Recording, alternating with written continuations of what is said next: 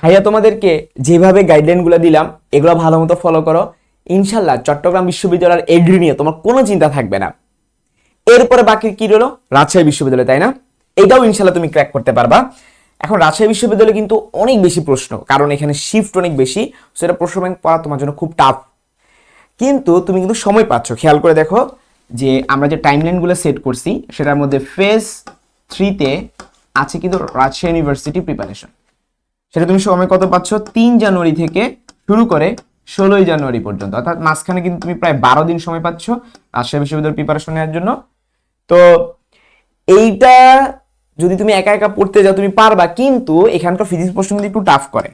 Physics plus math দুইটা কিন্তু একটু টাফ টাফ কোয়েশ্চেন করে, এগুলো একা একা পারাটা খুব টাফ। তো এই ক্ষেত্রে আমি তোমাদেরকে রিকমেন্ড করব, আমাদের ব্যাটাস অফ বায়োলজির পক্ষ থেকে একটি কোর্স আমরা অলরেডি লঞ্চ করেছি। এই কোর্সটা প্রাইস ইজিলি কিন্তু 1000 টাকার মতো রাখা যেত, কারণ এখানে কিন্তু মানে ফিজিক্সের শুধুমাত্র একটা নির্দিষ্ট ভার্সিটির জন্য পড়ানো হবে না, এখানে চট্টগ্রাম বিশ্ববিদ্যালয়, রাজশাহী বিশ্ববিদ্যালয়, এগ্রি তিনটাই কভার করবে এরকম ভাবে তোমাদেরকে পড়ানো হবে। তোমাদের যে প্রশ্ন ব্যাংকটা আছে, হ্যাঁ, তিনটা ভার্সিটিরই আলাদা আলাদাভাবে যে প্রশ্ন ব্যাংকগুলো আছে সে প্রত্যেকটারই প্রায় 15 বছর প্রশ্ন সলভ করে দিব।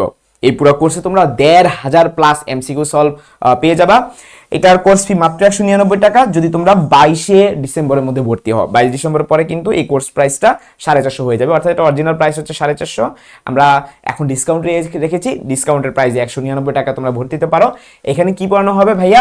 এখানে আমরা ফিজিক্স পড়বো, আমরা ফিজিক্স একবারে তুলো ধুনো করে ফেলবো, কিচ্ছু বাদ রাখবো না, যেহেতু তোমাদের মূল যে একটা কনসার্ন ফিজিক্স দাগাইতেই হয়। অন্যান্য ভার্সিটিগুলোর মধ্যে এগ্রিতে শুধু ম্যাথ দাগাইতে হয়, বাইগুলোতে তোমার দাগাইতেই হবে এমন কোনো রিকোয়ারমেন্ট নাই, তুমি চাইলে স্কিপ করতে পারো ম্যাথ। এর জন্য আমরা ম্যাথের কোর্সটা অ্যাকচুয়ালি এখন রাখতেছি না, অল্প সময় তো একসাথে দুইটা কোর্স লঞ্চ করা সম্ভব না, বাট ফিজিক্স এটা তো ম্যান্ডেটরি সাবজেক্ট, সবসময় দাগাইতে হয় সব ভার্সিটিতেই। সো আমরা এবং তোমাদের ফিজিক্সের দুর্বলতাটা সবচেয়ে বেশি। সো আমি তোমাদেরকে রিকমেন্ড করব তোমরা চাইলে এই কোর্সটা হচ্ছে ভর্তিতে পারো, ডেমো তোমরাও দেখতে পারবো, কোনো সমস্যা নাই। আর ভাইয়ার উপর আশা করি তোমাদের ভরসা আছে, ভাইয়া 5 বছর ধরে কিন্তু এই অনলাইনে ভার্সিটি নিয়ে কাজ করতেছি, যারা মেডিকেলে চান্স পাচ্ছে না তাদেরকে নিয়ে কাজ করতেছি, এবং আলহামদুলিল্লাহ যে এই 5 বছরের অভিজ্ঞতার আলোকে আমি যেটা দেখলাম যে স্টুডেন্টদের মধ্যে যে একটা আক্ষেপ থাকে, হ্যাঁ, ওই আক্ষেপটা প্রায় 2 মাস 3 মাস 5 মাস বা 1 বছরের মতো একটা আক্ষেপ থাকে যে আমি কেন মেডিকেলে চান্স পেলাম না। কিন্তু ভার্সিটিতে যখন সে খুব ভালো একটা ভার্সিটির চান্স পায়, সে পরবর্তী পিএইচডিতে যায়। ঠিক আছে, আমার এখন অনেকগুলো স্টুডেন্ট, আমি নিজে পিএইচডি করি নাই, হ্যাঁ, কিন্তু আমার 2018 সালে যে স্টুডেন্টরা ছিল, অফলাইনে যে স্টুডেন্ট ছিল, তারা কিন্তু এখন পিএইচডি করতে যাচ্ছে।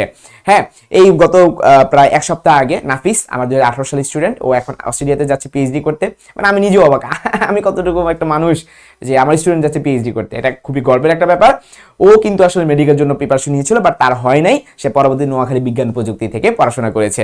শুধু নাফিস না, নাফিসের মতো আরো অনেকে রয়েছে যারা বাংলাদেশে থাকতে চায়, তাদের মধ্যে থেকে অনেকে বিশেষ ক্যাডার মানে ওর জন্য প্রিপারেশন নিচ্ছে। এগ্রি থেকে কিন্তু বিশেষ ক্যাডার আসলে লিস্টটা অনেক বড়, কারণ এখানে ক্যাডার সংখ্যাটা বেশি। এটা পাশাপাশিও রাজশাহী বিশ্ববিদ্যালয় থেকে খুব ভালো ভালো সাবজেক্ট রয়েছে, যেখান থেকে তুমি কিন্তু তোমার ক্যারিয়ারটাকে শক্ত একটা অবস্থানে নিয়ে যেতে পারবা। সো রাজশাহী বিশ্ববিদ্যালয় পর্যন্ত এই গাইডলাইনগুলো থাকবে। তো রাজশাহী বিশ্ববিদ্যালয়ের ক্ষেত্রে তোমরা কিভাবে কি ফলো করবে এখন সেটা বলবো, বাট আশা করি কোর্স সম্পর্কে তোমরা জানতে পেরেছো।